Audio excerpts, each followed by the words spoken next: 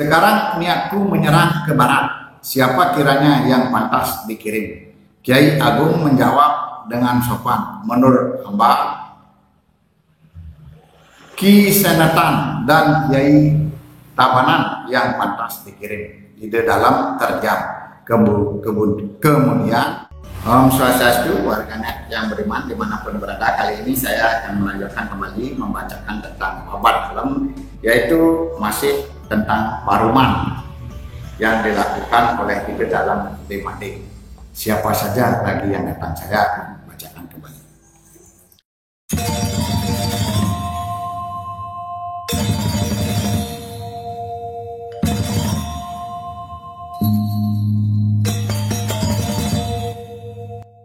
Tiada waktu lama raja duduk, datang pula pendeta Siwa Buddha selaku bagawanta kerajaan yang terdiri dari 8 orang, yaitu Ide Ketut di Antugang, Ide di Peling, Ide Kacang Paus, Ide Manuabe, Ide di Siku, Ide Tembau, Ide Antaran, Ide Banjar Carik, Ide Dalam, Ide Banjar Carik. Ide Dalam segera menyambut kedatangan beliau dengan turun dari tempat duduk seraya menyapa. Disinilah duduk para pendeta agar dekat dengan saya. Jawab para pendeta, terima kasih atas perhatian Ide Dalam Maharaja. Baginda duduk diikuti oleh para pendeta masing-masing pada selembar tempat duduk yang di depannya adalah wadah-wadah sirih beliau. Kemudian datang suguhan sirih di atas piring bertatahkan emas dipersembahkan kepada para pendeta, menyusul suguhan sirih untuk para ksatria dan akhirnya suguhan sirih dalam puan untuk para patih. Semua menghormat kepada baginda raja. Pembawa suguhan itu adalah para pelayan cebol. Mereka berlaku sopan, sangat serasi tingkah laku penghormatannya karena sudah biasa dengan tata cara di keraton. Setelah semua mendapat persembahan, Ide Dalam pun bersabda kepada para patih utama, Paman Agung, bagaimana kiranya? Telah lama saya bertahta, tetapi belum juga menyerang Pasuruan. Pasuruan itu musuh kita turun-temurun. Lihatlah, Lombok dan Sumbawa dulu dapat ditaklukkan oleh Kiai Pandi yang menghancurkan musuh beraku. Sekarang niatku menyerang ke barat. Siapa kiranya yang pantas dikirim? Kiai Agung menjawab dengan sopan. Menurut hamba,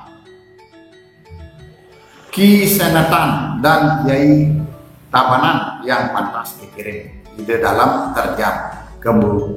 Kemudian Baginda menanyai Kiai Ler Pranawa, bagaimana menurut Paman Kaler? Kiai Ler menghormat seraya menjawab, benar seperti sembah Kiai Agung. Menurut pendapat hamba Kiai Gada pantas paduka ditahkan untuk berangkat dan hamba memberikan laskar sebagian. Sabda baginda raja, wahai siapa yang akan disuruh? Kiai Pacung dengan pasukannya. Kemudian Kiai Bablot menghormat dan berkata, daulat tuanku, hamba si Cabak mohon diri ke hadapan tuanku untuk menyerang ke barat. Sabda Ide Dalam, jangan, belum masanya. Kiai Mamal menghormat serta sembahnya. Menurut pendapat hamba si Talam, hamba persembahkan ke hadapan tuanku.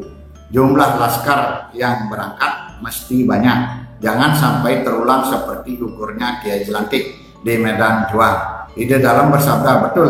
Kiai Pinatih dan Kubon Tubuh ikut mempersembahkan pendapat dengan amat sopan kepada Ide Dalam. Maka Ide Dalam bersabda kepada semua ksatria yang hadir dalam paruman, bagaimana pendapatmu paman semua? Bisakah melaksanakan perintahku? Kiai Jelantik Bogor menghaturkan sembah dengan sopan ke hadapan baginda. Mohon amba yang dikirim untuk berangkat. Sabda Ida Dalam, jangan, nanti kamu seperti ayahmu, tidak kembali pulang. Selanjutnya Kiai Agung Maruti berkata kepada Kiai Tabanan, bagaimana bila Anda yang dikirim oleh Ida Dalam? Dengan ikhlas Kiai Tabanan menjawab, segala titah baginda dalam kami tidak membantah. Baginda menyetujui Kiai Tabanan akan dikirim untuk menggempur Pasuruan. Selanjutnya Ida Dalam bersabda kepada para pendeta, pilihkanlah hari baik untuk menyerbu ke barat. Daulat tuanku, jawab para pendeta serpa. Setelah dihitung-hitung, ditentukanlah bahwa hari yang baik adalah bulan keempat, hari Minggu Pon, hari ketujuh bulan hidup. Setelah mencapai keputusan, kentongan pun berbunyi sebagai tanda persidangan telah berakhir. Para ksatria brahmana dan semua patih mohon diri untuk pulang. Ida Dalam kembali ke istana, dijemput oleh para istri. Baginda duduk di atas ranjang cendana, sedangkan para istri duduk di lantai. Semua dengan alas duduk masing-masing bersandingkan puan emas dan perhiasan yang lengkap.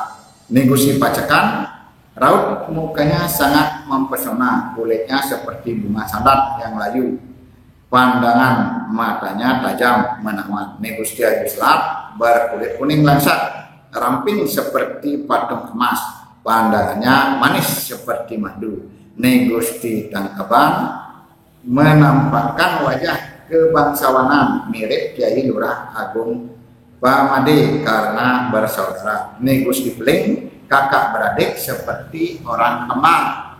Keduanya ramping bagaikan bentuk keris. Kulitnya menyerupai daun mangga yang kuning, alis seperti daun lingkaran. Tiba waktunya baginda mengenakan busana pengganti. Untuk itu baginda melaksanakan upacara paselan lengkap dengan air pembasuh tangan, kaki, dan mulut. Segera Negusti Pacekan bergerak mempersembahkan wija atau beras yang telah dipuja serta sesajen.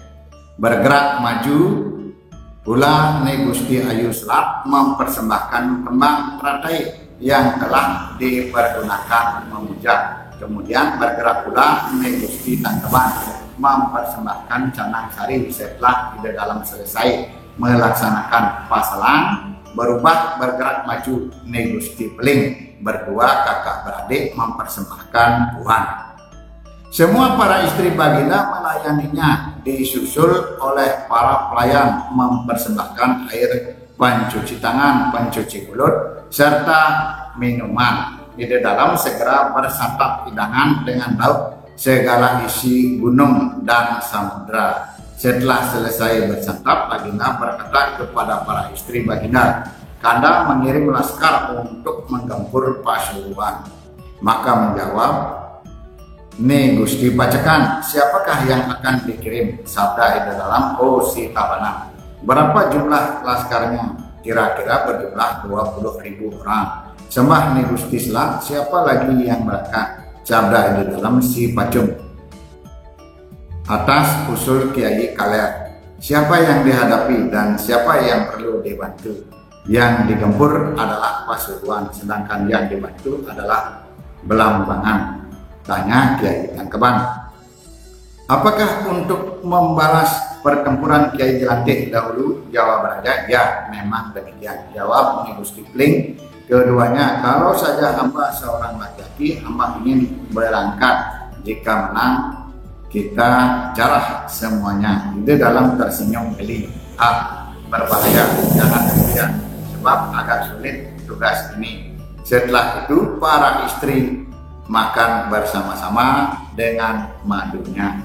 Yang disantap adalah makanan di dalam yang masih tersisa. Setelah para istri, lalu para pelayan yang menyantap sisanya. Memang demikian aturannya, tegas dan silih berganti. Berkat cinta adalah Negusti Pacekan, Negusti Ayuslat, Negusti Tangkaban, Negusti Peling kakak beradik. Demikian Paruman Agung rutin dilaksanakan di Gelgel dan kali ini membicarakan khusus tentang rencana penyerangan ke Kerajaan Pasuruan. Banyak daerah lain yang dahulunya merupakan kekuasaan Kerajaan Bali sekarang lepas dari kekuasaan Bali termasuk Pasuruan. Demikian dulu Warganet yang beriman. Saya akan lanjutkan kembali tentang para putra Ide Dalam Demade.